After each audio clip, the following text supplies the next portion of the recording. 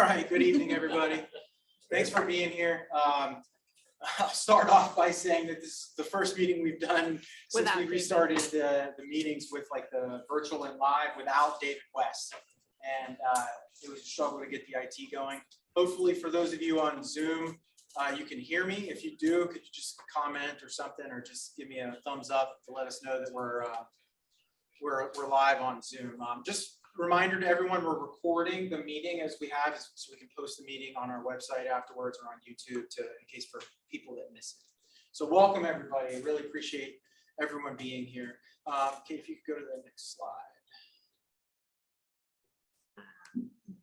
There we go. Okay, so the agenda for this evening, we're going to do a city council update with Councilwoman McClellan. We have Keith Darrow and Kristen Belfield here to talk about some of the updates with regard to like infrastructure stuff and traffic things down in the Chelsea area and along Redgate.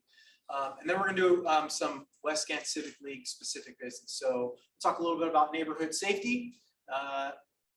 Thank you so much for being here, Officer Dreer. Kate will talk a little bit about a proposal to update our bylaws. Brian is here to talk about, just give a budget update, and then probably the vote for tonight is going to be the proposal for David West has stepped up to volunteer to be our new secretary. And then we'll have a little bit of Q&A at the end. So with that, I invite Councilwoman McClellan up here to give us an update. Thank you. Yeah.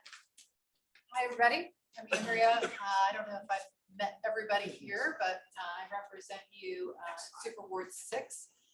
My kids, all 3 boys, went to preschool here, so I feel very comfortable over here, and I don't live too far afield. I live over in Ghent, in the Hague section. And I feel like I was just here because I was just here 2-3 weeks ago for the public safety town hall. And I really appreciate that opportunity as well. So I don't have any majorly specific remarks prepared. I'm happy to give you an update. We had an interesting city council meeting that ended at 11:30 p.m. on Tuesday. I'm still recovering from that. One of the issues that there were 2 elements from the council meeting that I thought might be of interest for you all that I wanted to update you on. The first was what they call a zoning text amendment, which was essentially if we're going to change something in our zoning code, it has to go through a process whereby the planning commission approves it and then goes to city council to approve it. Typically, that's a process that happens over many months. In this case, it was compressed over 3 business days. Not going to comment specifically on that other than to say that that's not ideal and I wouldn't recommend that in the future.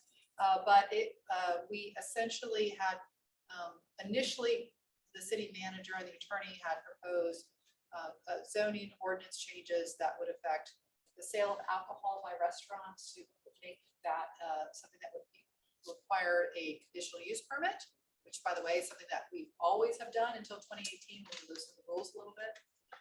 The other was to change the definitions or add to the definitions of live entertainment and DJs. And then the 4th element was to require any new conditional use permits to have an automatic 2-year renewal. What I will tell you is we got a lot of feedback, issues 2, 3, and 4. And the only item that we ultimately brought to the table for a vote was to change the requirement to ensure that restaurants, nightclubs, bars, well, really, it's really restaurants, that they now, if they want to sell alcohol, they have to get a conditional use permit, which is essentially reverting back to what we did in 2018. So that was the result there. We had lots of discussion about it. We had over 55 people signed up to discuss it. And what to me it illustrates is, and I would say this is pretty consistent. When we go to vote on something, we need to make sure that we engage the communities that are going to be affected by this in advance of voting on it. I'll just put it that way.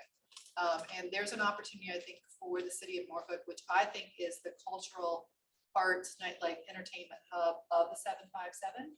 I think we should have an advisory committee that is made up of our creative class and our nightlife community to have a better engagement with them. And so I've asked the city manager to stand that up. So stay tuned there. The second item that we voted on Tuesday was an enhanced noise ordinance. So the General Assembly in this past session allows the city now to the police department to pull folks over, for example, if they have very loud cars. There's been a new thing where mufflers are now being taken off or modified. You may have heard them if you've been on Granby Street or elsewhere. They're extraordinarily loud cars. Up until Tuesday night, in the city of Norfolk, the police could not do anything about that.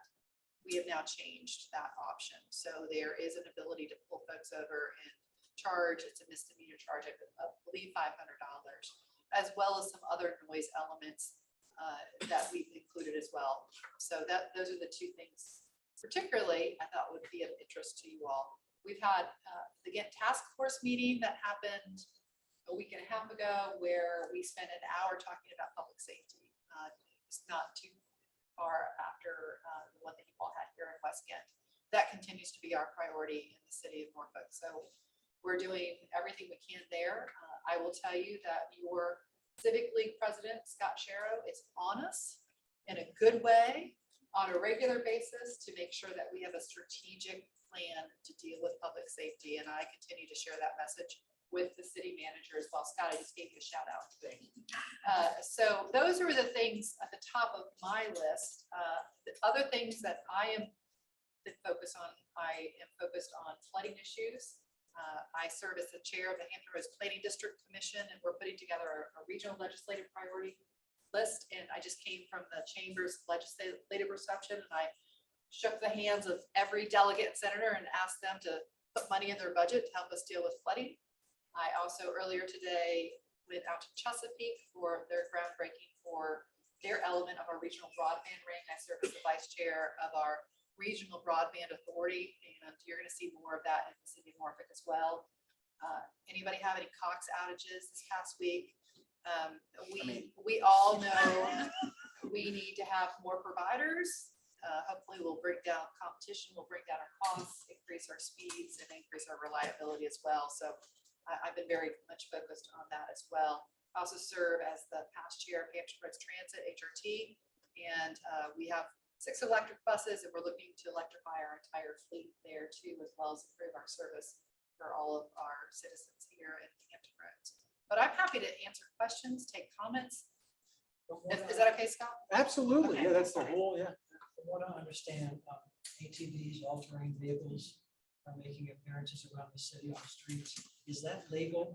Can the city do anything about? Those are meant for the country. Yeah, there are 3-wheelers and ATVs and dirt bikes, right? Those are all sort of, and they go in groups of people and they terrorize our streets. If I can, I can't explain it any other way.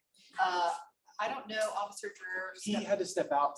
He'll be back. I'm going to ask him to talk about what they can and can't do, because I apologize, I don't know. There are some areas, it's a little bit of a gray area. They can't do as much as I think that they would like to do. But and I hear this, I represent half of the city, right? It's not just Granby Street, it's around the entire city. Quite honestly, it is around the country right now. That's a follow-up question. Is Norfolk looking at speed cameras? I think it has to be in school zones now. So we have a lot of busy streets like Granby Street, Hampton Boulevard, school crossings. Are we looking at that? We are. So the question was about speed cameras. So the General Assembly a year ago allowed, so does everybody realize that we're a Dillon rule state? Do you know what that means? So what a Dillon rule state, I call it's the mother may I rule, really. It's as a local municipality, we cannot do something unless the state approves us to do it. So we are now approved to do speed cameras in school and construction zones. Chesapeake is doing it. I mentioned I was at Chesapeake earlier today and I saw the signs. So this is photo enforced. It was in a school zone. Norfolk has a vendor with whom we can do that. The challenge is, in order to get this up and running, you have to have sworn police officers reviewing the footage before the tickets are actually issued. Now, it's better than having somebody out in the street, right? But as we know, what we're trying to do is to get as many of our officers out on the street and not at the desks. So in order to compensate for that, one of the things we did recently was pass an ordinance that allows us to hire back retirees on a part-time basis. And I think one of the goals would be the retirees would staff that. Or could school crossing guards do that, because they're sworn police?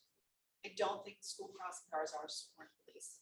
I don't believe that's, no, I don't believe, they go, yeah, it's, and by the way, we have a big need for school crossing guards in the city of Norfolk in a big, big way. I think we have the best one in the city here. Yeah. Yeah. That's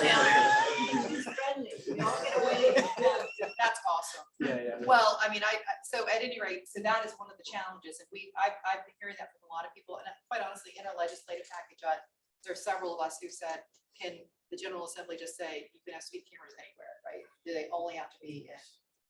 But, so it's not as easy as people say, oh, well, just put a speed camera up, so therefore you don't need a police presence. Well, you actually do need on the back end for review.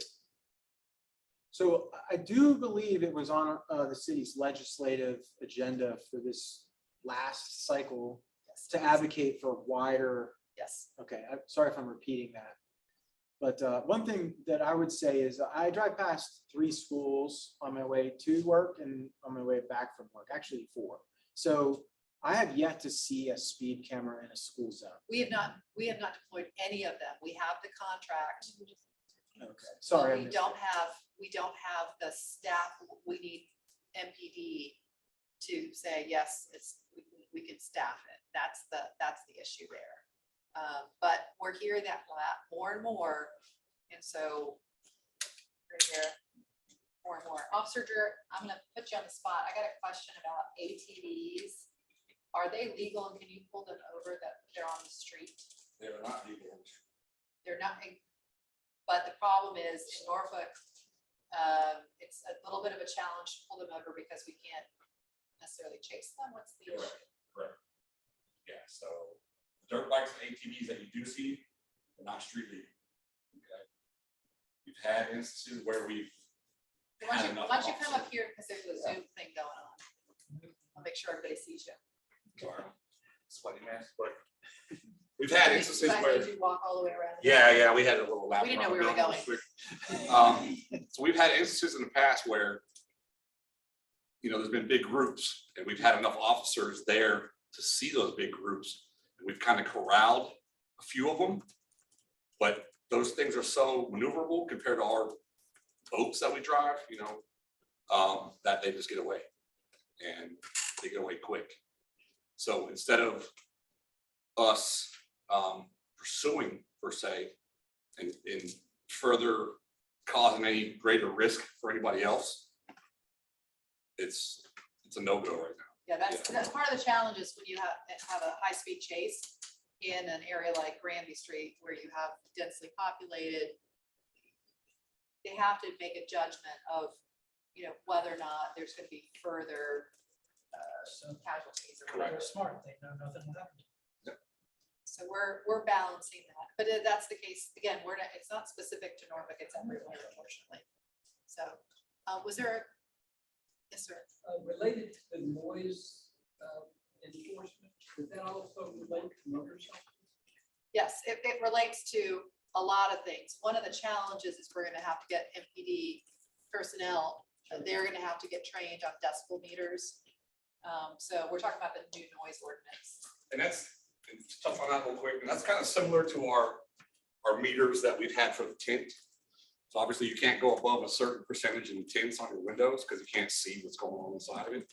And it actually had meters that we had to use to be able to charge people, and actually stick it on the window and be like, okay, yep, it's reading illegal. So that's the same thing she's talking about. So when they do go into effect and they get enough implemented to give us, then we'll have to get trained up on it and know how to use them. So One of the things that we hear a lot on the other side of the fence of the big 18-wheelers as they motor down coming out of the tunnel. So it just runs on everything. that, I don't think that's gonna be, That's not gonna be part of the noise. no, it's gonna be someone's car coming down Granby Street with speakers attached to the bumpers Yeah, he's right. outside where everybody can hear you. He's right. a lot of those trucks have amplified exhaust systems on them, and when they're motoring up and down through the gears, they do make a lot of noise. I think that absolutely is agree. amplified. I agree with you. I think it is. It's interesting. I don't know that we haven't contemplated that at this point, but it's something that Well, we'll why would it discuss. be?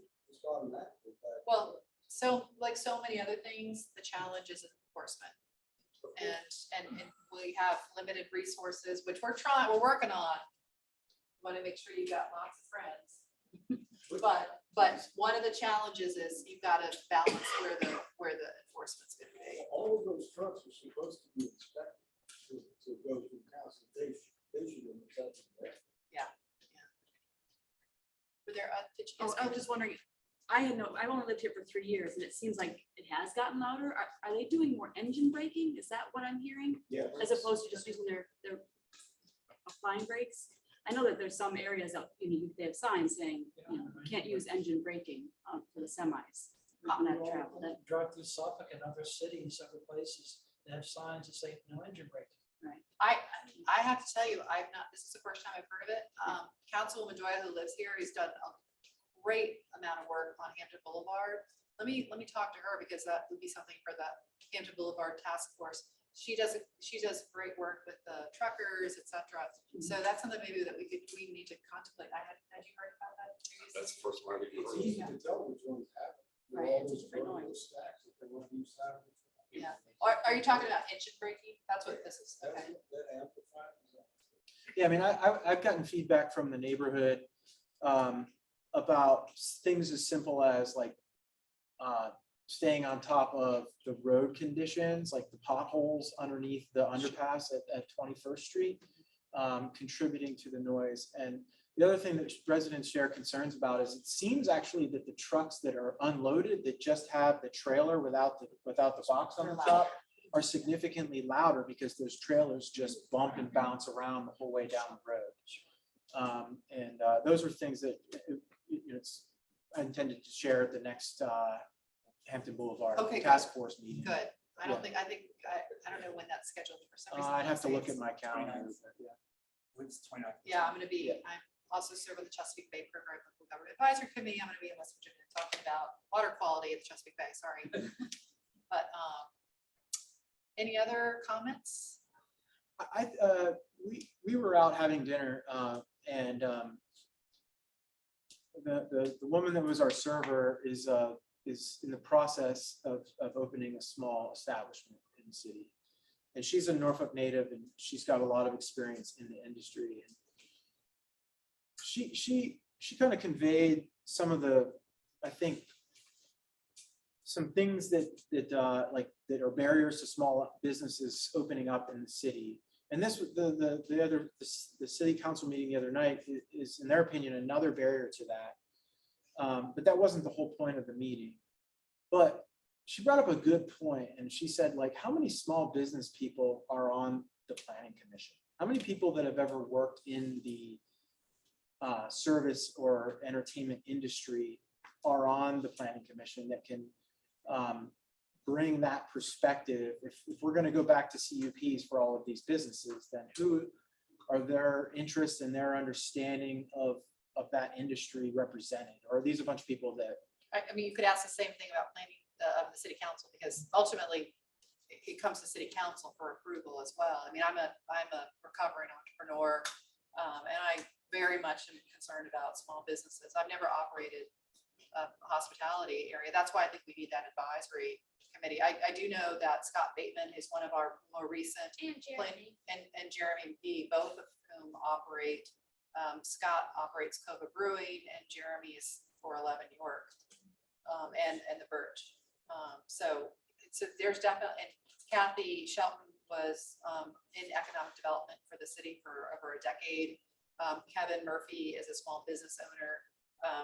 I'm just going through various folks. So, I mean, it's a pretty Good representation. yeah, I think it's a very strong representation. That's good. So city council, y'all get to vote for us. So, I mean, I would say Courtney has a very strong, I mean, her background's in business. She has her MBA. She's in marketing for Centera. You know, I think in terms of who you're represented by, you've got two folks who very much I've been on 3 chamber interregional visits. Yeah. So I think you've got business-oriented folks there, but, you know, business-oriented folks who also have a heart. Yeah. That's important. One thing about about a year ago, I wrote to Dr. Fowler about the extent to which lane markings are worn out all over the city. They are. We're all getting older. We have cars that pay attention to lanes now. Yes, sir. We have a lot of visitors who don't know that you've got to do a little jog on Ravelton Avenue or whatever. It's got to solely be a budget issue that the city is not putting down paint stripings, but it's dangerous. So we have one Dangerous. striping company for the city of Norfolk, actually for Hampton Roads, I think, Yeah, we have 3 in the region, but 2 only do interstate work, so it leaves us with 1. for the entire region. So it's not a money issue. It is literally a workforce issue. So speaking of small business, if anybody wants to get into pavement working, we would do really, really well. No, I mean, it really is. I hear this It's just- elsewhere. it's And my car is a smart car and sees Yes. those too, so I'm with you. It's just not right that it goes on because we only have one firm in the area. I would go to other states all the time. They have lane markings. It's just, you can perpetuate it by saying we only have one firm, or you can do something about it. Well, I'm open for suggestions. I mean, we literally, we need to find other companies to do it. I can't just pull that out of the air. I don't disagree with you. I feel very strongly about this. And I hear it elsewhere, and we're getting the same issues, but we absolutely need that. What's that? Is it budgeted for? Oh, absolutely. It's not like it's not money. It's not done because we don't have, listen, I live in The Hague, and there is a whole piece of wall that has collapsed into The Hague, and it is getting bigger and bigger and bigger. And I keep going to the city manager, what we have it budgeted for, it's the contractor who could do it, he's tied up and he's got to do the one in Freemason first. So We've got a lot of transportation infrastructure projects in the region alone, so. and I'm sorry, Companies that's are not very a valid answer to you. I completely agree with you. You know, it just gets down to Norfolk, like being a slumlord, It's not like a accepting business its own opportunity. physical infrastructure deteriorating that it wouldn't accept from its residents on their own homes and businesses. If you- It's not like a business opportunity. That's exactly what I'm saying. There is a business opportunity there for sure. Yeah, that is, yeah. Yes, sir. Are all of the citywide recreation centers fully staffed and operational? So they are, no, we have the money to do it. It is a staffing issue. And we are, by the way, we've increased our minimum wage to $18 an hour or $15 an hour if you're part-time. So it is the great resignation, and hiring people is a problem. That's for the rec centers. The question that we've asked recently, which is we didn't ask, you don't know what you don't know. It's one thing to staff the rec centers, it's another to staff the sports programs. And that's an area where we haven't staffed, and we have an issue with that. And so we're not running our rec leagues as we had previously. So it's not just about a rec center, it's actually about the sports programs. And that is lacking right now. And other cities have them back up and running. And I'm very upset about that. And we are working right now to ask what we can do, what needs to happen so that we can get kids in these programs. I mean, you're looking at trying to reduce crime and everything. It's the Hallelujah. most effective thing. One of your council members 2 years ago brought this up. Yeah. When you closed everything down, when the pandemic hit. Yep. And yet the city has done nothing about it at all.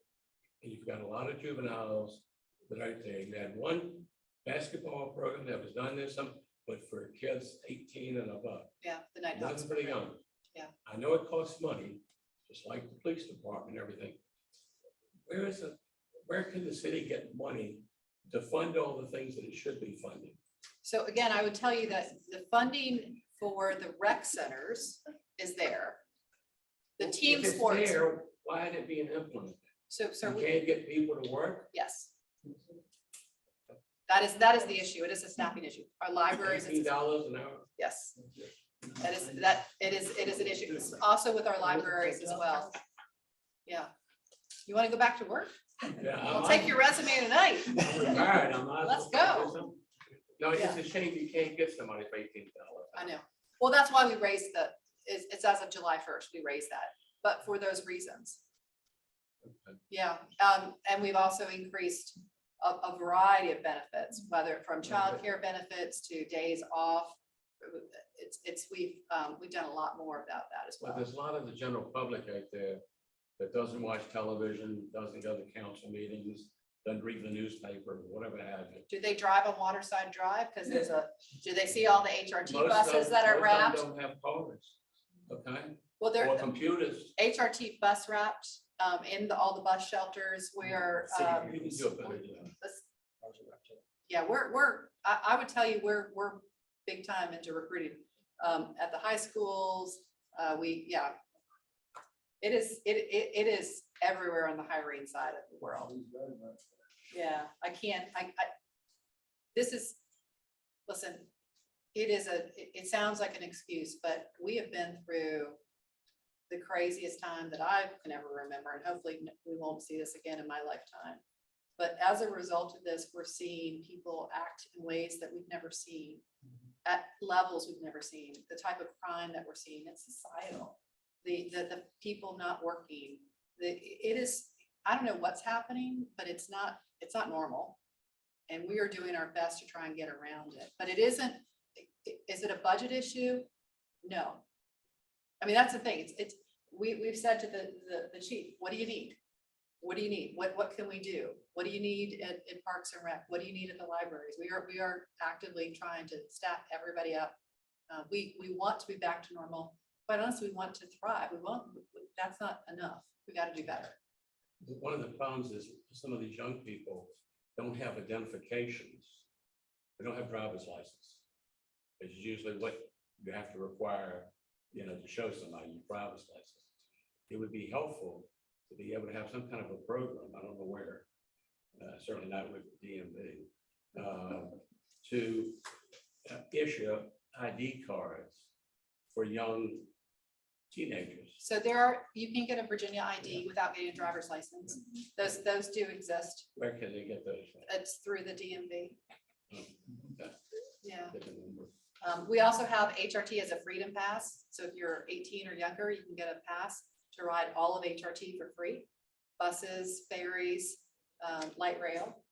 So there's that as well. So there are a lot of things that are out there. I had a great presentation yesterday for St. Paul's district about what's going on there and the work that they're doing with the families there. We are trying. We really are. We could always do better. And I accept constructive criticism. It's just, there's a certain area, part of the population that doesn't get the information everybody else here gets. And it's a matter of getting it to them. So we are on Nextdoor and Instagram and Twitter and Facebook on social media. I mean, people get information different ways. I completely agree with you. But we definitely don't just rely on putting something in the newspaper or the city council. A lot of places. Yes. I have a question. As far as the Parks and Rec sports, I think it was at the city council meeting maybe like last month, and Parks and Rec gave a presentation about the sports. Yeah. And they were going to do an update on the 13th, but They that weren't didn't ready. happen. Yeah. And if you Do saw, you know how long? you saw our meeting that we. Yeah, I figured It's it wasn't. supposed to be, I was surprised because I also anticipated on the 13th. Now it's supposed to be at the 27th. So they have a date though. It's not just floating out. Well, there. yes. Okay. That's what I've been told. Okay. I also anticipated it was gonna be on the 13th. Okay. Yeah, So- I don't get involved with agenda planning. I'm not asked about that. Okay. That's good. Okay. Anything else? All right. I think we're So, gonna move on. Yeah, are you gonna talk about the line? I can save it till the end. Okay, I also am on the Elizabeth River Trail Foundation board, and we got some exciting stuff with the bow line, and I know that affects West Ghent. So Yeah. I don't know, at some point we could talk about that sort of. an update. Absolutely. In fact, next month we're having, because the Norfolk Garden Club is also embarking on a massive project at the northwestern corner of Jeff Robertson Park here at the end of the month. And it's going to involve, it's a massive park project to plant a ton of native trees and bushes and perennials and stuff to beautify. Basically, if you're familiar with, when you get onto the open part of Jeff Robertson and the path, the trail curves around, there's this chain link fence there. They're gonna pull that out. They're gonna work on the drainage in that area after the construction, and then they're gonna do a massive amount of planning. So we'll talk about that here. We're gonna put something in the newsletter at the beginning of the month, and then next month, we're gonna kind of try to wrap all of those projects into a big update for the neighborhood. Right, I know there's a ribbon cutting for the glow line on October 29th. Yep, Saturday, October 29th. There'll be real family friendly game night, kickball, yoga, no alcohol, just like popcorn, s'mores, just fun things from 5 to 7 p.m. And Sounds then fun. another meeting that I just came from, and I'll finish with this, and I'm really proud, it's something that gave me hope. So we've talked a lot about our challenges and our problems and how maybe we don't do things as well as we should. We are standing up a food policy council for the city. And what does that mean? That means that we're going to actively be addressing food insecurity in the city of Norfolk and how we can all come together. And this was an incredible group of folks from, Norfolk Public Schools, ODU, grassroots communities. It was just exceptional. And I'm just really proud of Norfolk for leaning in. We got a grant from the EPA. And, I know that probably doesn't affect most of your neighbors, but there are a lot of folks it does affect, a lot of folks in the military even that it does affect. And one of the things that I was surprised by was the statistic from the ODU professor about how food, when you become food insecure, how frequently that often leads to mental health issues. And then you think about our violence and how that affects, and it's all a system, right? And so I'm really proud of the fact that we are leaning into that issue as well. So I wanted to let you know we are doing some good things. We are doing some innovative things. Please feel free to get in touch with me at any time. Scott, you know how to get in touch with me. Oh boy, does Scott know how to get in touch with me.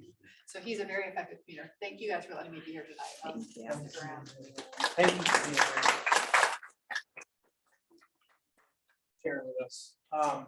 So we're gonna skip to get Officer Dreer back out where he wants to be, which is catching bad people. So if you could skip ahead to the neighborhood safety thing. Yeah.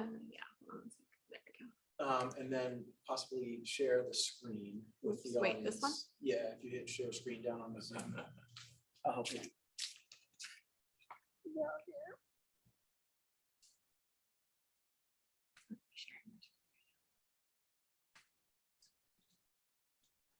There we go.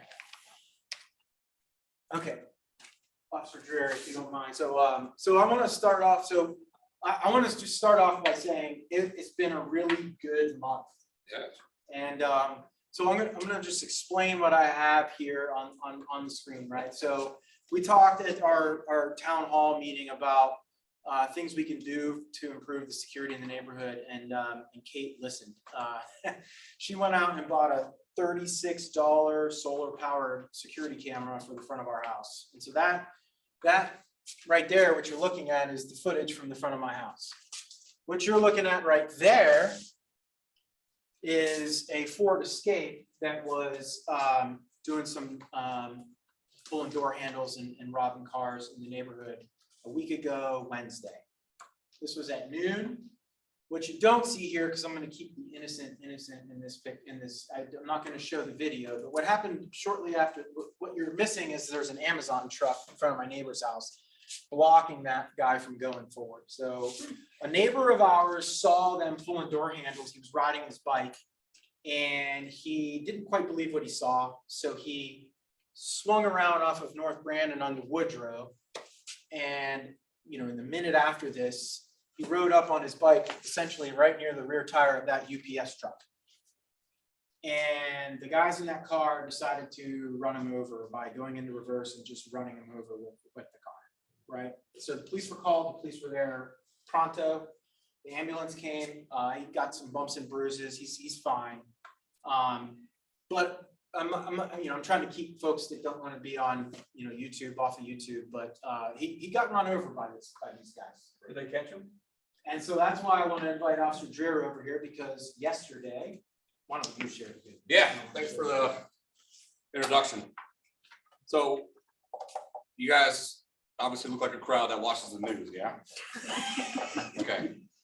So yesterday was a busy day for me, and as well as a whole slew of resources that we have in our department. Yesterday around 10 o'clock, my lieutenant and I, we were over in the Ghent area off of 20th and Debris, associating with one of the business partners with the city, taking care of something, just to touch on a little caveat of what we were doing. But so when we were done, there was a call that went out that this vehicle was out here at Redgate Avenue, okay? This was about maybe 10:30, okay? So myself, my lieutenant, about 4, 5 other patrol officers, we come over this area, we scour the area. About 10 minutes later, in the same, well, I'd say several blocks away, about the 400 block of 21st Street, the same description of the same car doing the same thing was put out. So we all diverted over there. Couldn't find the car. About 5 minutes after that, same car, same description, was right back to where we started at Debris and 20th, okay? And what it did, checked it, it's, I guess it's a road worker of some type. He was out, there was 2 vehicles, okay? And if you guys are familiar with that area, there's Taste restaurant, then there's Jerry's Taqueria, or it's like a taco joint, right? Yeah, Jesse's, I'm sorry.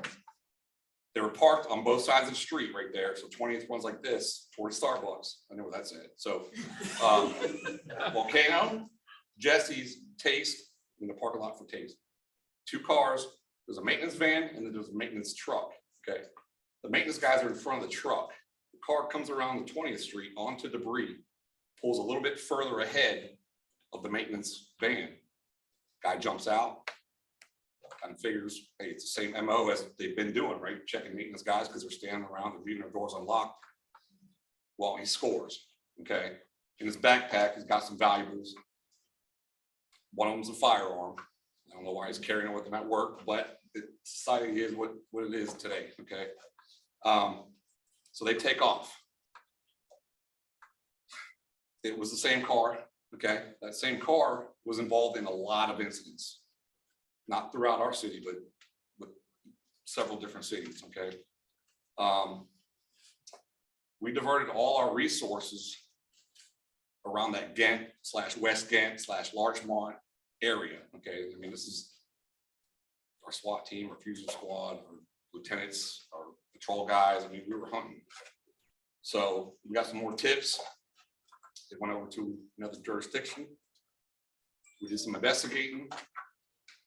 Found out, hey, we're still on the lookout. Now we split our resources into 2 different precincts, okay? Well, lo and behold, one of our unmarked spots it. Because of the severity of the crimes they've committed, that's where our policies change. So yeah, if a guy in an ATV comes down the road and he commits a murder or he commits a serious felony, I can chase him all day. Okay, our policy allows me to do that. But for him not having a helmet and it's nighttime and he has no lights, hey, good luck. Because my policies say you better turn around and go the other way, you know. So pursuit ensues. They go down from Ward's Corner all the way to Swiss Point, where Norview High School is, and they crash. Okay, that's probably, if anyone saw the footage or saw the picture on the news, saw the wrecked car, okay? 3 people get out, they run, they get caught. So yes, they are in custody. Were you at our emergency meeting on the 25th? Okay. I have some counterparts of mine. Here's me, here's them, okay? I can't talk specifics into the investigations that they're involved in, but there's gonna be, I'd say, half a dozen times 4, 5 charges coming down. And I'm talking about serious charges. So with that being said, in connection with the crew that we've caught, I want to say, what, 21 days ago, roughly? Yeah. recently. With that crew and with this crew, within 21 days, there's only been one incident out here that's been reported at least, okay? And that was on Matatoka. Is that how I pronounce it? Matoka, okay. The other crew was the red car on Military Highway that was stopped. Yes and no. So there was some of them, yeah, so. That's all I can tell you right now, We were, without giving you specifics, okay? I know the specifics because obviously what I do, but you guys only had one incident. It was a cat converter cut from someone's vehicle, but it's just with what we've implemented over the last couple months from crime getting so high out here, increased patrols. Whenever a car's not on a call, you come around this area, okay? Numerous patrols. Stop, write tickets, do whatever you gotta do. Stop individuals that look suspicious. But with those resources that we've put in place, I say that we've cut down on a lot of silliness that's gone around, West Ghent. So especially these guys here, when the charges come out, you guys probably, your jaws will drop. So, yeah. I just want to put in a plug for what we're asking of everyone in the neighborhood, right? So for a $36 investment, right?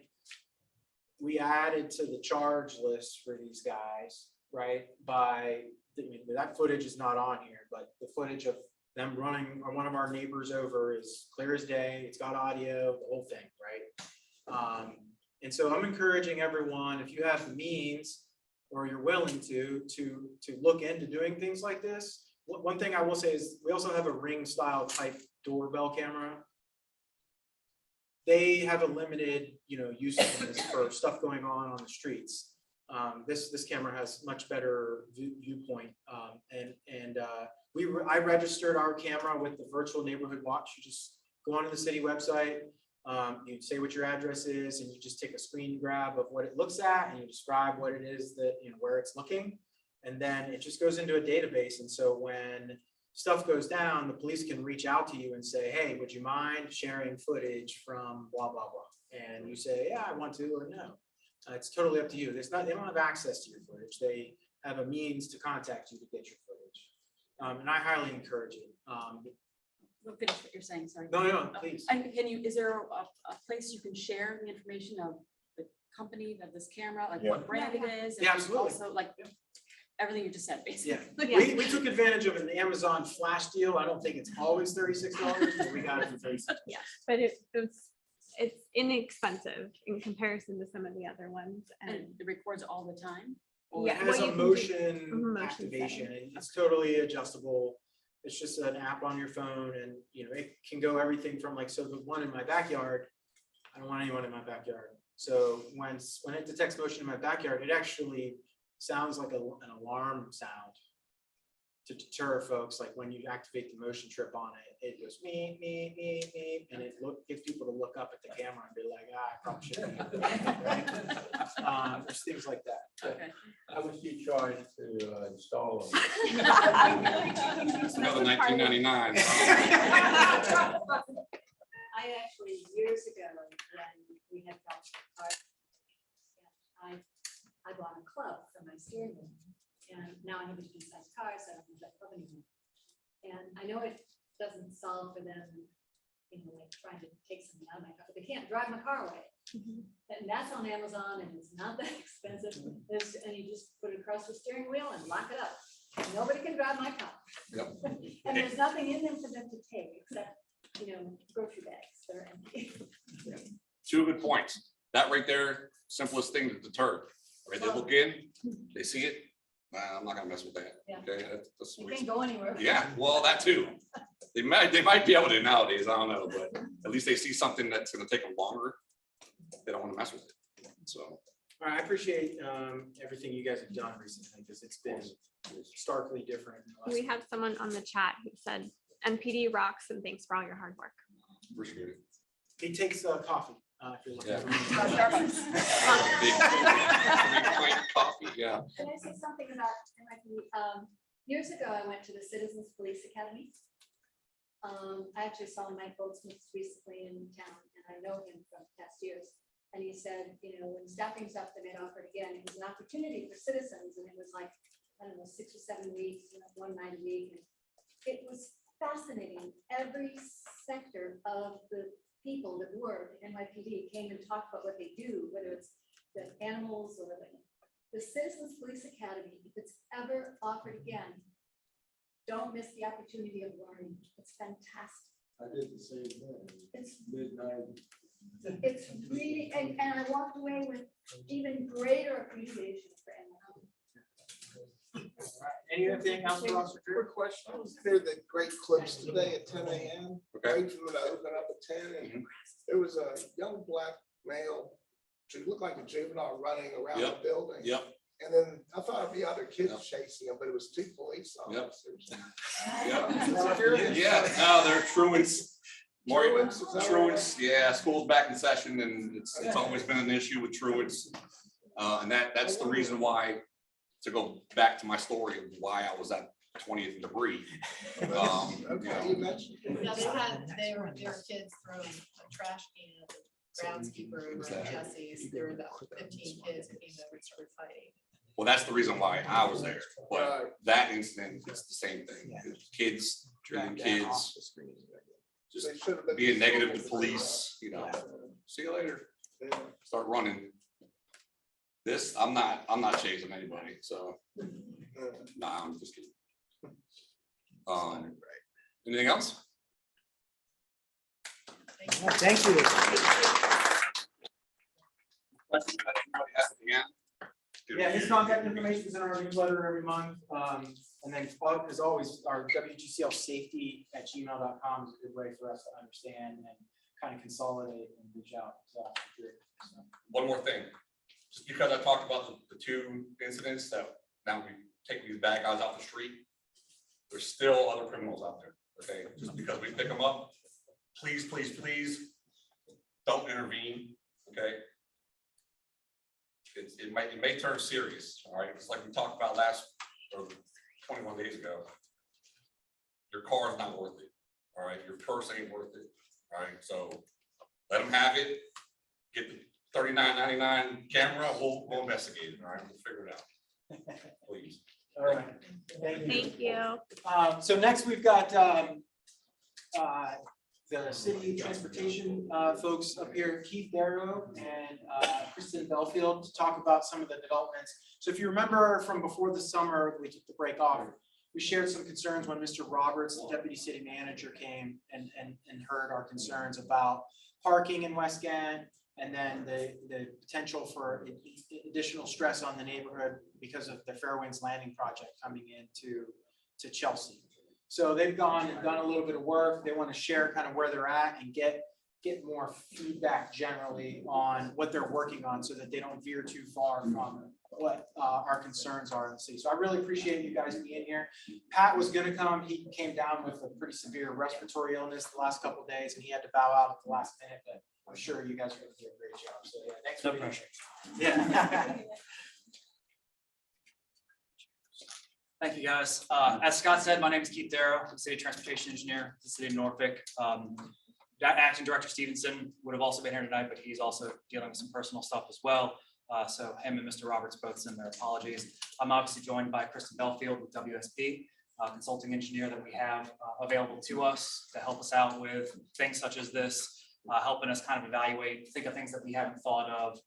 The consultants really are in the know on all of this, the latest and greatest. So they help us out when we need help on certain things such as this. So we'll go ahead and jump into it here, kind of go through the agenda. We'll give you guys some short-term updates. Scott mentioned previous city staff was here a few months back. They took some of your ideas and we've kind of run with it a little bit. Want to give you guys updates on that. We have a few more solutions based on some of the investigations and field work that we have done. And we have some ideas that we want to throw by you guys and get some feedback. Same thing, but with some midterm solutions, mid to long-term solutions, to put it that way. Short-term, the next couple months, 6 months to a year, it's still government, so we've gotta have timelines. And then mid to long term, a little longer out, maybe depending on what kind of funding we have available, depending on what input you guys have. So we'll get into those solutions that we want to propose to you guys. And then lastly, we don't have a Fair Winds Landing update. I know that's what you guys are hoping for, but they will be here in October, and they will have a preliminary master plan. They want to kind of send the city staff their first draft on the master plan, and we're going to go through it with a fine-tooth comb and make recommendations. Kristen and her team, Mr. Roberts, Mr. Stevenson, myself, we're going to go through it as well, and get you all's feedback as well once we get a chance to review And it. yeah, and so to be clear, right, Mr. Mike Hopkins is coming to speak next month. And so it should be within a few days of the city receiving the master site plan stuff. Absolutely. So when we get it, we will be going through it and be able to provide some recommendations to them. We are obviously in close contact with them and their team to make sure we provide something that has minimal impact to the neighborhood as best as possible. So, but that will be in October. To the next one here. So some of the short-term updates, we have increased the parking enforcement. Hopefully you guys have noticed some of that. You know, I've heard it's been creeping in. I should probably preface, I've been city transportation engineer for 2.5 months, and I know you guys have been dealing with a lot of this stuff for a lot longer. So, and you guys have had conversations. I've been in city for about 5 years. I was project manager and then promoted about 2.5 months ago. So getting into a whole new realm of city stuff. So, but I've heard that the parking is kind of going further north of Redgate. And so they're trying to be a little more strict on the parking enforcement. And that's happening all around, trying to increase enforcement as best we can. One of the things that was worked on, and this is through planning and zoning, is kind of a food truck picnic area over there by Torch, that little green space there. I believe the picnic tables are already over there. So we're going to kind of continue working with planning and zoning to build that out, to really kind of have a nice little area for people to sit down, enjoy lunch, in the shipyard, MHI, Fair Winds eventually, people can kind of come there without having to leave the neighborhood. When should that be up and running? I don't have the I completion thought date on that. Sam Hold on. already started that. So Sam came to us for approval in June, right? And we endorsed for the planning commission to approve. We haven't gotten an update from Sam, but I'll reach out to him He and see. did a week of food trucks out there. Yeah. Yeah, But I then think the picnic tables are up there, but I think they have more improvements coming, and they're just kind of working through it. Okay. And then lastly, we kind of touched on a little bit, Fair Winds Landing coordination. They'll be back next month. But we have our ideas of what we'd like to do, but it is their private property. So we're trying to work with them as best as possible to look at routing, looking at where people are going to be parking, whether it's on-site, off-site, how people will be coming in. We'll get a little bit into that later. And then in the employee patterns as well. Are they coming in every day 9 to 5? Are they coming in for 2 weeks and parking their car, going out to the sea, coming back? This is the kind of information we're requesting from them and making sure we get from them so we can make a comprehensive recommendation for the development. So, next slide, please. And some of the solutions, we heard you guys' feedback, and I'm going to turn it over to Kristen so she can kind of elaborate on some of the stuff we've come up with. Yep.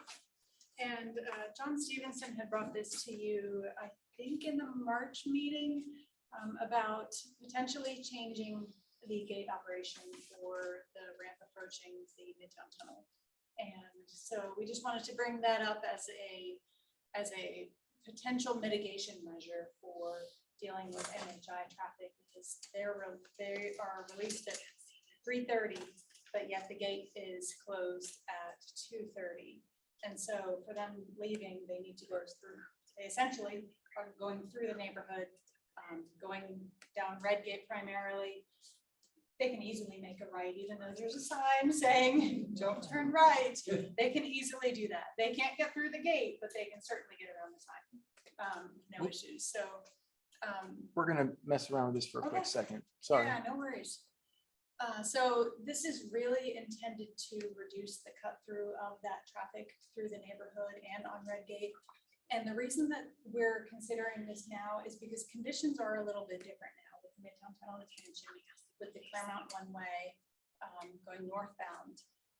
You really have some different conditions there. Yes, Hampton Boulevard is still queued up going to the Midtown Tunnel, but I do think that this would help because when you get traffic into that ramp feeds into the right lane going into the Midtown Tunnel, whereas Hampton Boulevard feeds into the left lane. So this is essentially taking a little bit of that traffic that's on Hampton Boulevard and putting it in the right lane. So it should help out a little bit on Hampton Boulevard, and then also should help out on Redgate, eastbound, and some of the other streets as you go further north. So that's essentially what we would like to do a pilot program, a few months. We took some data in February, I believe it was, when John presented the information to you the last time. He had some data from February, so we could use that data, and then we could do check data after maybe a couple of months into the program, give it time to level out a little bit, and then take some more data and see what happens. So it's something that can easily be reversed if it is not productive. But it's something that is easily implemented to see if it is something that could be productive. So one of the other things, just for the sake of rounding out the conversation, I'm not sure how much of it you've been personally part of, but we noticed we noticed the traffic backing up southbound on Hampton quite a bit. The city went and resequenced the red lights for the southbound direction to mitigate that. The other thing we asked them to do is where the yellow arrow is, there's 2 lanes that go into the tunnel. That's why we expanded the tunnel to get 2 lanes in each direction. But Hampton Boulevard still necks down into 1 to accommodate almost no flow from the ramp into the tunnel. And I think essentially what we're trying to do is find a balance between making everyone get into 1 lane to turn around and get into a 2-lane tunnel.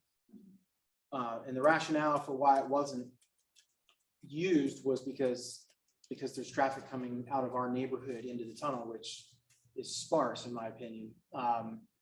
So we're gonna, one of the reasons why people race through the southbound through the neighborhood is because they're trying to get around the backlog of traffic on Hampton Boulevard. So I think essentially we're trying to find the right balance. I think that's like, I'm sorry, I missed that because we were messing with the computer, but. Could you talk louder? Oh, sorry, George.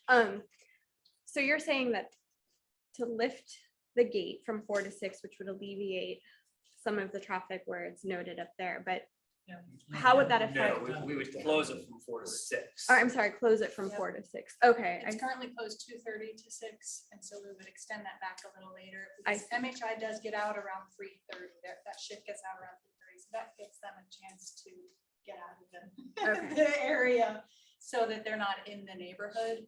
But that also gets anybody else that's in that area who can also just get directly into the tunnel there without having to go through the neighborhood. So it would be open from 2:30 to 6. It would be closed from 4 to 6 rather than 2:30 to 6. So it's reducing the amount of time that the gate is closed. You have an extra hour and a half of that gate being open between 2:30 and 4. Okay. And this would be a trial is what you're proposing. Correct. Pilot program. Yeah. See how well it works, kind of look at the congestion, see if you guys are noticing anything, get feedback from you guys. So you guys got to keep us informed because you guys are the eyes and ears on this one. Will it be obvious to the employees of MHI that they can now utilize that? That So they would are be going- coordinated to them, not just signage, but Okay, to let them know, hey, this is now going to be open, use the ramp. right. Yeah, I'm and sure that's- they'd rather use it than go through the neighborhood. And that's what we're doing it for 3 months because, if after a month, some might still not know about it for whatever reason. So we want to give everyone time to get acclimated to it and see how it works. You mentioned in short term, the parking encroachment north of Redgate. I see it at my house at Westover and Claremont, but to my knowledge, there are not signs that restrict the number of hours that you can park on streets. So what are you going to enforce? There are signs that say no parking this side of the street for street sweeping, but those are the only restrictions now. There's nothing else for the parking people to enforce north of Redgate. I'll have to look into that. So I apologize for stepping in. No, go So I'll for it. just try to add the context. I'm sharing what has been discussed. This isn't my personal opinion, right? So some of the feedback we get from the neighborhood is parking illegally, meaning too close to the intersection, we're past the no parking signs, approaching a stop sign, yada, yada, yada, We're right? getting that with residents too. Right. Now, the parking enforcement, no, I personally noticed anecdotally that the parking enforcement has ramped up in Chelsea, right? For instance, I'm a big fan of Vessel Coffee. And when they first opened, there's no chance parking down there. That is 2-hour parking, and folks would routinely park there for an 8-hour shift all through Chelsea. And I never have a problem parking down there now. So they have, now is it, are there cars parked illegally around me everywhere? Yes, but there's at least 1 or 2 spots for me to park in down there. The other thing I was gonna bring up is put in your bag of tricks, possibly neighborhood parking permit, but Ghent and some other places have. If you really want to restrict parking and want to enforce something, you'll know who's a resident and who's not. So John Stevenson came in March and talked about this, and just to be clear, that is a decision that any block of people in the city can decide to apply to the city. The Civic League Board has made a decision that we're going to educate you about what options are available and allow people that live on a given block. I think it's 50% of the neighbors, the residents on a block can apply to the city. It's a very clear process. And then it's called RPPP, right? Residential Parking Permit Program. It's very bureaucratic by the name. We like our acronyms. Yeah, but anybody down in Redgate, anywhere can apply for it. Now, the discussion, to summarize the March discussion, is the city has not made a full-throated commitment to fully enforcing that. So what it runs the risk of is you get permits and you're good about it until one day you don't, and then your car gets towed, right, on the one day of the month that they choose to actually enforce it. Because the city is well aware of our concerns, but they cannot, they have not prioritized it to enforce it in a full-throated manner.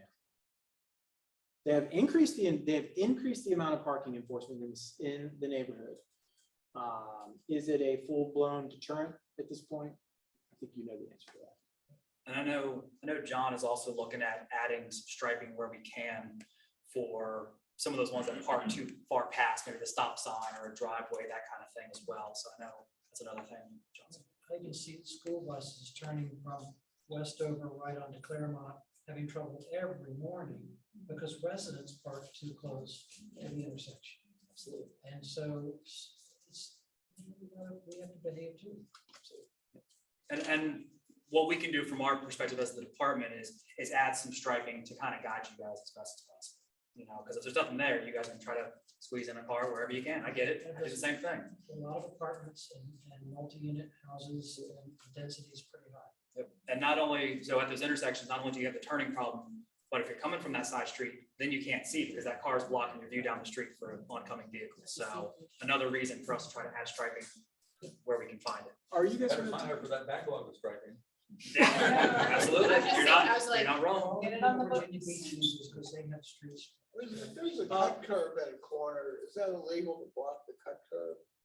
The cut curb, what do you I mean? mean, Like for the the entrance? wheelchair and, you know. Oh, no, that's absolutely illegal to block. And is it illegal to park over a sidewalk? Yes. From your driveway, yes. Are you prepared to talk at all about some of the ideas where I don't remember if it's on the next slide. Oh, yeah, we've got a few more slides. Traffic to go. counts. So, Okay. Yeah. We just have a couple of questions from the chat about the gate, proposed gate opening. When will this start? Well, we I think have to. This is our endorse- recommendation to you yeah. guys. So we want feedback from you guys. You know, do you guys like the idea? Do you want different times? Do you want us to do the pilot program longer? That kind of stuff. I think that's where, Okay. the intention is to get y'all's feedback. We'll compile it and then we'll return with some start dates. Does 4 o'clock give them enough time to get out? You don't want to make it, That's part of what we'll have to evaluate. yeah, I mean, 4:30. Okay. an hour to get out of there, but not so much that Hampton Boulevard traffic diverts. That's the Yeah, balance. absolutely. One thing I'll say to answer the question from the chat, we'll put some language on this in the newsletter with a hyperlink to this presentation for folks to understand. And if folks want to take the city up on the proposal, someone should propose it, to the Civic League as an agenda item for perhaps a future meeting, and we can have a vote as a resident group on whether or not we want to entertain this trial. I think we have a question back, Scott. I'm a little confused about when it's going to be closed and when it's going to be open. Yesterday at 3 o'clock, I was out in Jeff Robertson Park in the corner there. 3 cars came up the one-way where you turn right to get onto Hampton Boulevard, because Hampton Boulevard was backed up way beyond the underpass. They came up the one-way and went down Claremont the wrong way. By opening it up at 2:30, or is this going to get more traffic through? I assure you, people are not paying attention to one way on Claremont. Claremont northbound or Old Brandon, North Brandon southbound, it's gonna be a bounce. You know, if you open up the tunnel, we get more traffic on that side, so. Right, and that's why we're calling it a pilot program, because if we do this, and you guys decide you guys want us to do this, depending on whatever time we decide to close the gate, and we do have those effects significantly increase, But before cancel it. we closed it early, there was an absolute throughway off of Hampton Boulevard, down Azalea Court, down Old Brandon, all the way back through West Kent to Redgate, where they would then get around the traffic like that. Well, as Scott mentioned too, we also retimed pretty much that entire corridor along Hampton Boulevard, and it's gonna be a spoiler alert for the task force, Scott, but we've actually seen a decrease in accidents along Hampton Boulevard in the Ghent area. You may be seeing. So traffic is flowing better, and We're we want to seeing watch the cues. An increase in traffic. Actually, they're gonna come around. Slight increase. We're getting back to pre-pandemic levels, so. Are you talking about along Hampton Boulevard, George, or are you talking through the neighborhood? Through the neighborhood. As far as And on that's what we keep Hampton, an eye on. The stop sign on every block doesn't stop people. as far as on Hampton, since you've resequenced the lights, I have seen less, like when I go to pick my son up from school, sometimes at 2:30 or 2:45, Hampton would already be backed up, but it's been open. And then when I come home at about 3:30, traffic is flowing. So I have seen an improvement. I don't know if other residents have on Hampton, but in the afternoon specifically, when you guys had asked for that feedback, I don't see a backup the way that I have in the past. Without getting too much in the weeds, we basically tried to retime it so the platoons of cars would move a little smoother and not hit every single light. So Yeah. we've seen a decrease in accidents, and if we're seeing less queuing, it's even better. On the flip side, in the mornings, going the other direction up towards the Navy base, all the way backed up from Redgate, it's backed up the other direction in the mornings now. North of, along the 26th, 27th ODU sector, it's just chock-a-block in the mornings. Keep an eye on it. Yeah. Next one, next slide. Yeah, any more questions on that? Yep, just the last one was that we would keep the right turn restrictions on the east-west streets in the neighborhood. Okay. And these were some other solutions that we came up with. Obviously, we're having a very open dialogue with MHI, trying to make sure we understand, those workers' concerns, and when they're coming in and out, maybe if we can find some other ways to help them get to the shipyard there. Fairwinds Landing, like I mentioned earlier, we're still asking for data. We want to see what the numbers are. We want to see what their patterns are going to be, so we can make the best recommendations to them and to you guys as well.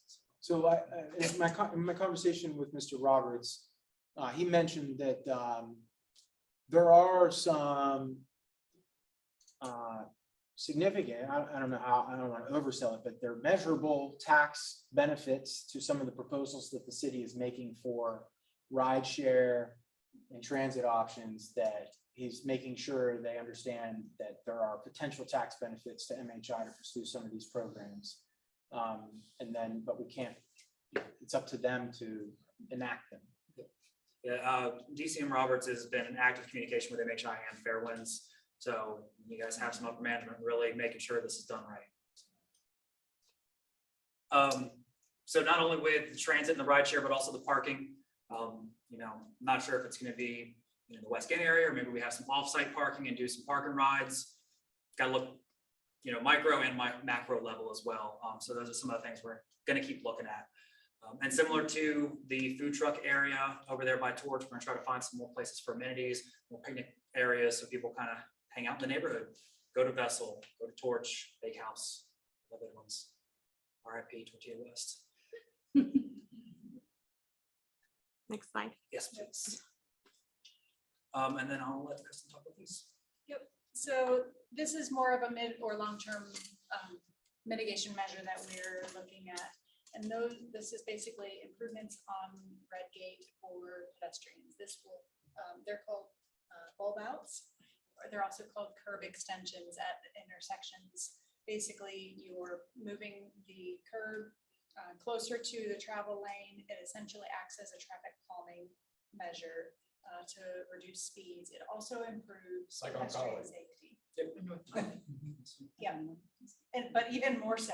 Yeah, Like 38th even and Kellogg more. is another example as well. Yeah, so it's, and you're concerned about parking close to the intersections. This also helps with that because there's the green space right at the intersection that pushes your parking back a little bit, but then that gives pedestrians an opportunity to get a little bit closer to the road where they're safe.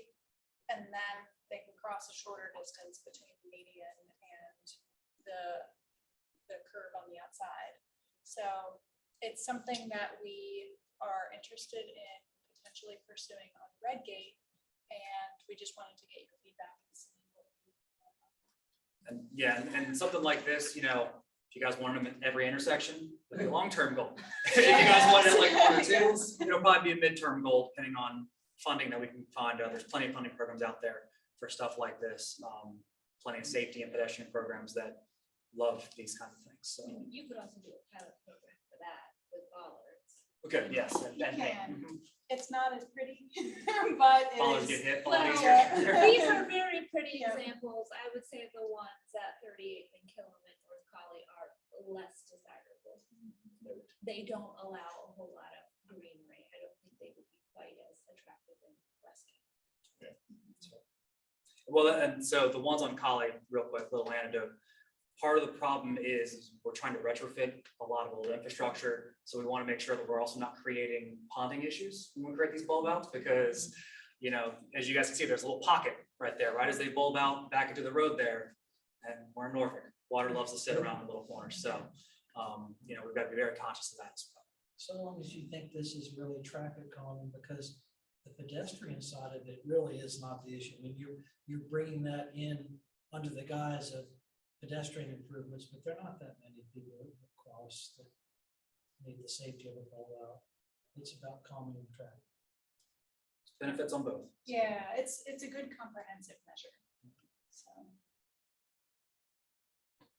Are there any other options for calming traffic on Redgate, or is this the only option? This, we can certainly look into other options. This one just really stood out to me personally as a very good option here. Got a good mitigation measure. I saw there's some opportunity, I think, for some median enhancement, but we can maybe look into if there's any other little things that we can. The benefit to these two is they're cost effective. Y'all's median doesn't have any curb. So if we do start to do median improvements, then we've got to start adding curb along there as well. Going back to drainage, that kind of thing. There's a lot of things to consider, but we thought these were really cost effective and easy to implement along Redgate and fit the character of Redgate as well. So. And on Collie and Killam, where they are installed, have you seen a reduction in speed or traffic calming? Anecdotally, yes. I don't think I've seen any speed data recently. Okay. I mean, if you narrowed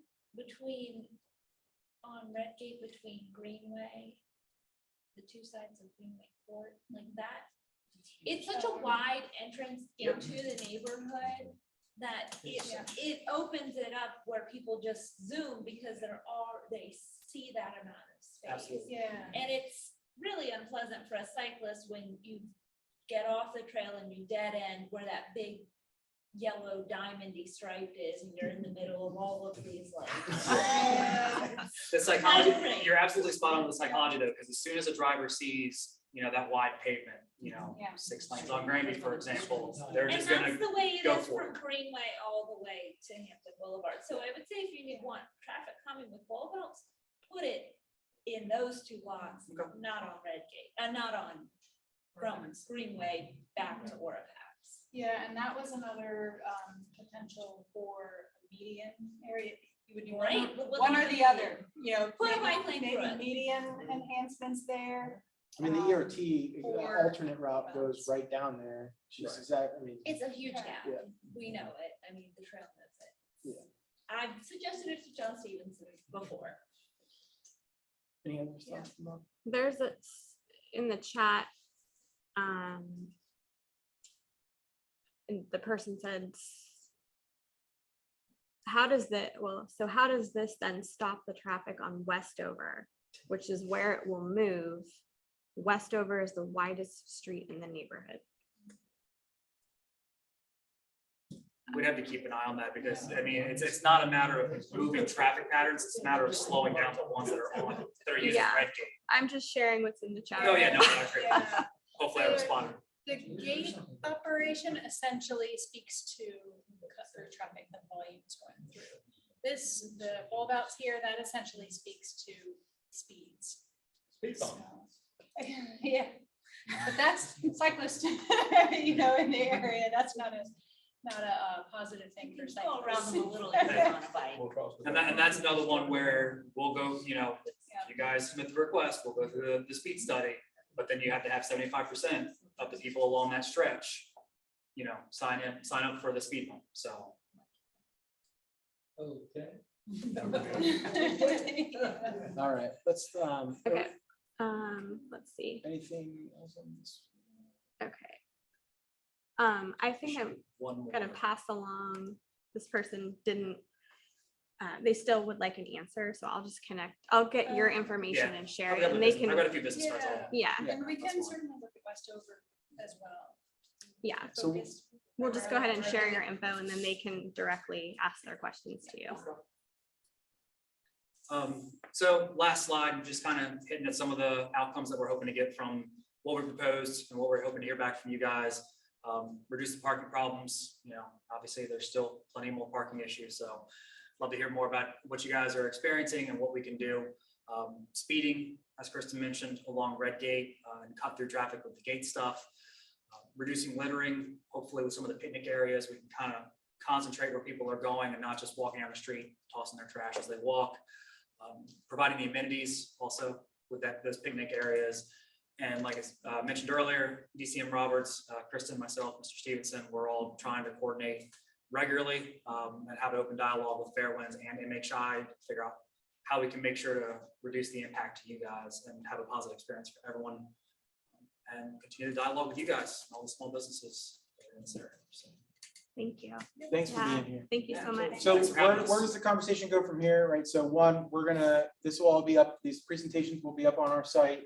If you want to take another look at them, and for those that can't make it, to take a look at it, and then we want feedback, right? We want resident feedback to the West Ghent Civic League feedback email. Any of the ways that that you hear from us, we can hear from you. And we'll try to channel what your feedback is and get this to the folks from the city and try to come to outcomes. And Fairwinds will be here next month as well. Yes, So, yeah, and Mike Hopkins from Fairwinds will be here next month. So we'll continue the conversation. One more in the back. An example of number 4 up there. Provide the amenities. So instead of them getting in their car and leaving at lunchtime, causing more headache for you guys, we'll have the picnic areas, places for food trucks. That's some of the stuff planning and zoning is working on. So instead of having to get in their car, they can just walk out, go to. And that has a multi-purpose. It's not specifically for shipyard workers to have amenities. This is, the area is so diverse that you have the trail running through there. Those amenities can be for trail users, for the residents, businesses, and the shipyards, and the workers, MHI. It's really a good, positive thing for all of the uses around that area. There was a resident on Redgate who mentioned like 7-Eleven, where he Right, notices, what, say again? Right at order. Right at yeah. order packs, yeah. So the MHI workers tend to park around there because when they go out for lunch, they're gonna walk to 7-Eleven, get their food, and then it's just convenient for them to sit in their cars. And I think it was at the Fairwinds, the very first presentation we had, a mention of like the possibility of moving 7-Eleven. Is that even something that? I have not heard Yeah, anything. it so- was discussed. I don't know if it is dead or not, Okay. but it has been discussed for sure, Okay, definitely. They're looking at kind of some innovative things to try to potentially change uses if possible, but really trying to put out different feelers to see what might be flexible to give Yeah. a little bit. okay. All right. Thank you guys. Thank you, guys. Appreciate it. Thank you.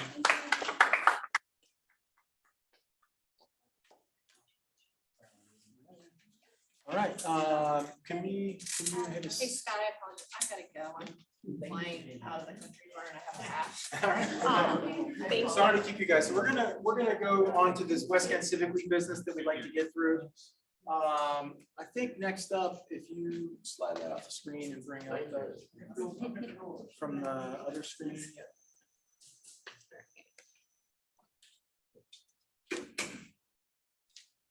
It's the slideshow button up there, Which one? right down. Right here? Sorry. Again, David, we miss you. Yeah. Could you go up, I think? Okay, so go down. Yeah, sorry. All right, so I think next we have Ryan, who's just going to give a quick update on the money situation with the Civic League. If you go down, I think, and then we'll go to that next. Okay. This one? Yeah. Okay. All right, hopefully I won't take up too much of your time, but I'm Ryan Reese, became treasurer early spring last year. Kind of took me a couple months to get up to speed, get the accounts right, but I think I finally over the summer got a handle of how the budget for the Civic League is going, and I gave the board a full financial update at our last meeting. So just wanted to bring you guys up. Big change last year. We went from a dues-based system to a donations-based system. In that time, we started about early October. I basically calculated October to the end of August. We raised $1,336. Our expenditures for the year, that same time period, was a little bit over $2,000. You can see how that broke down via categories: social events, the Hocus Pocus event in October. We had a March scavenger hunt, a June happy hour pizza, the July breakfast, as well as the 4th of July bike ride. Admin, that's our web hosting fees, the Zoom account, and a couple other administrative things with the state. Service, we did our adopt a spots, as well as the beginnings of the signpost painting project. So that's what's kind of there. And then the safety, we've been distributing safety flyers. So that's just printing costs.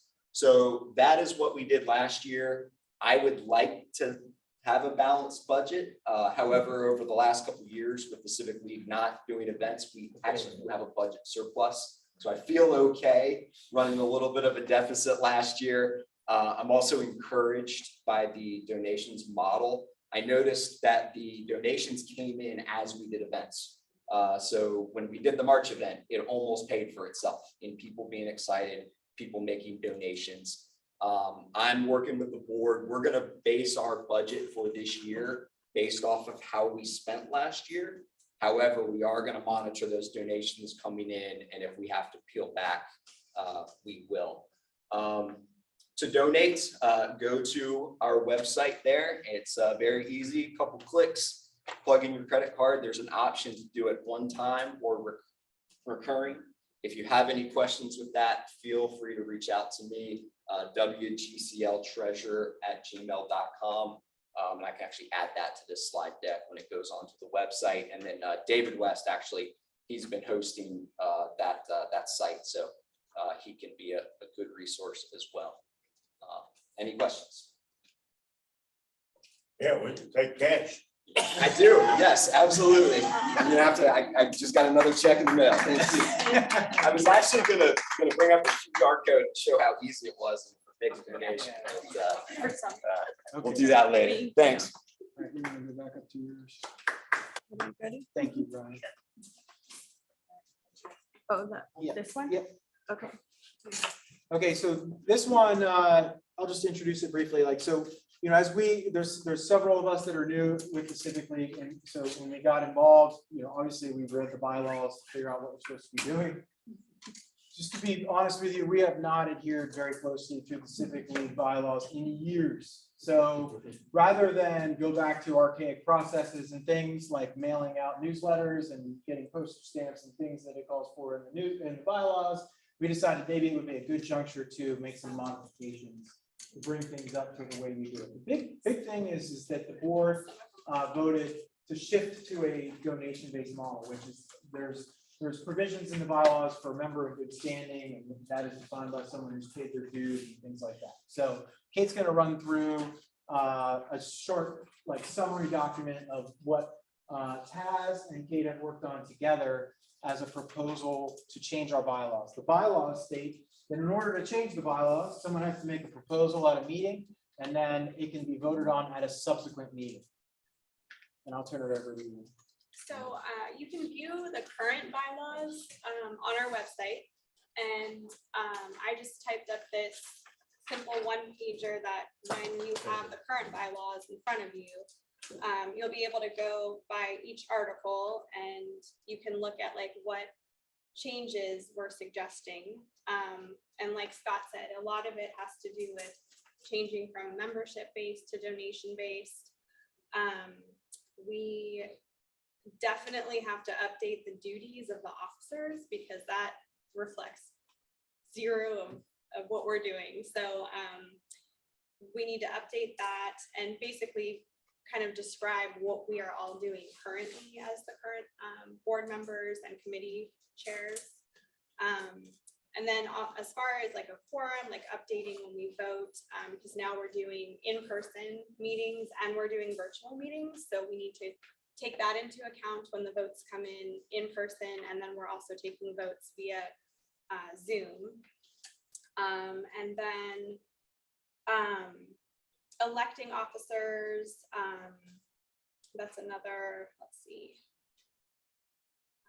So for meetings, how often we hold meetings in the bylaws right now, it just says every quarter.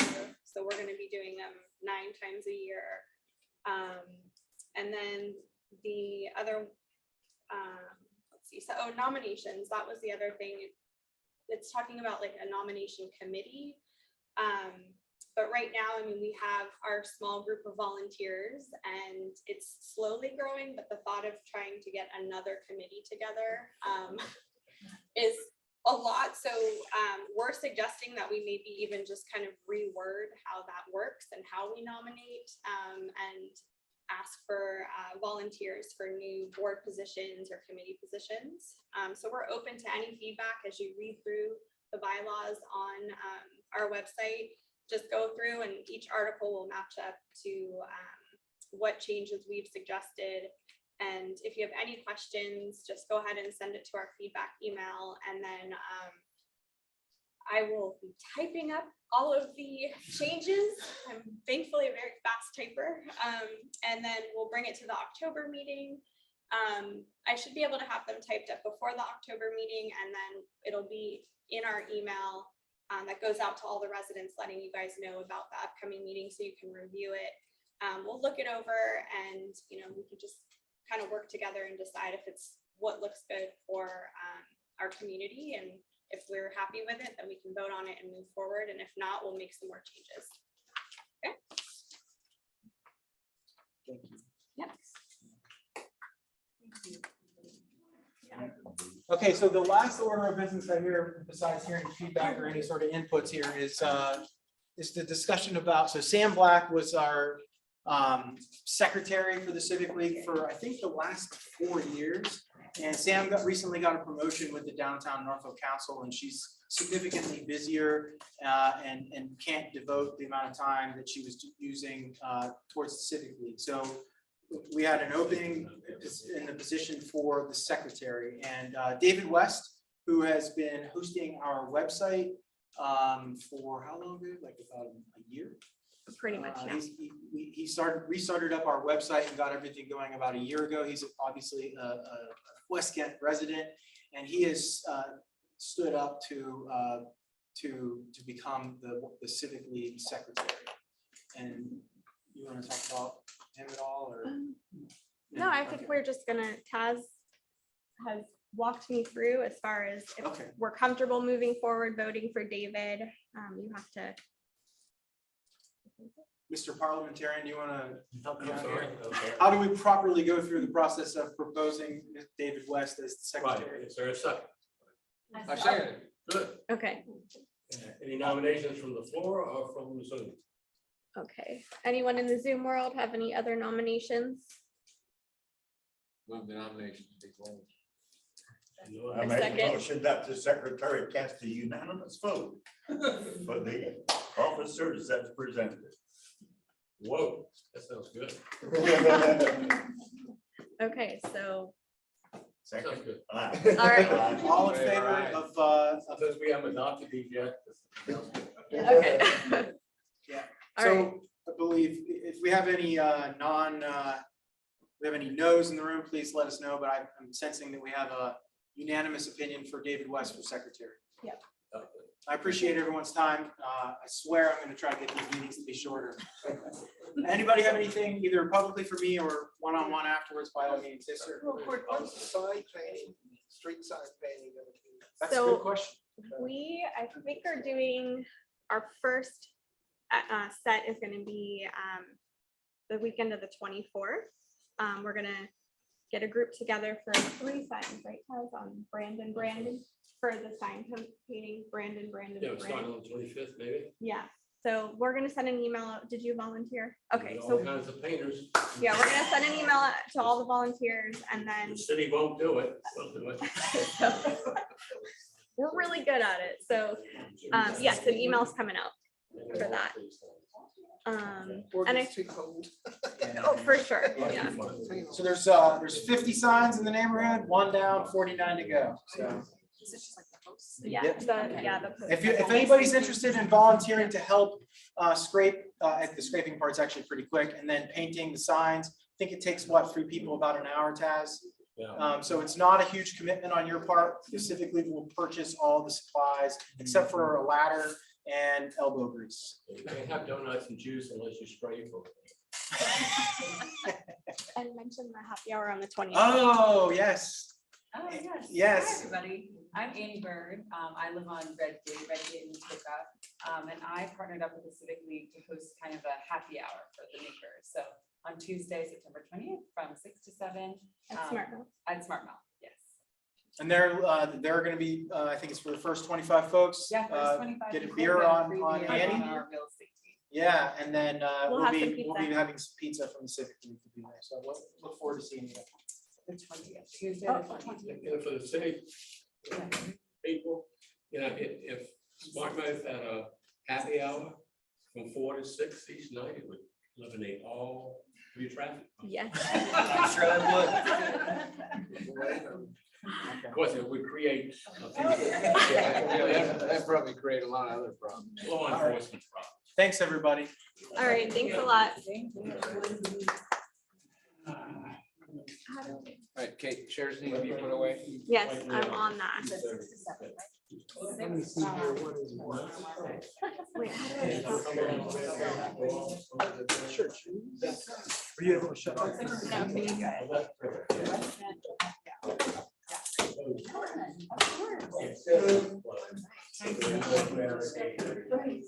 good.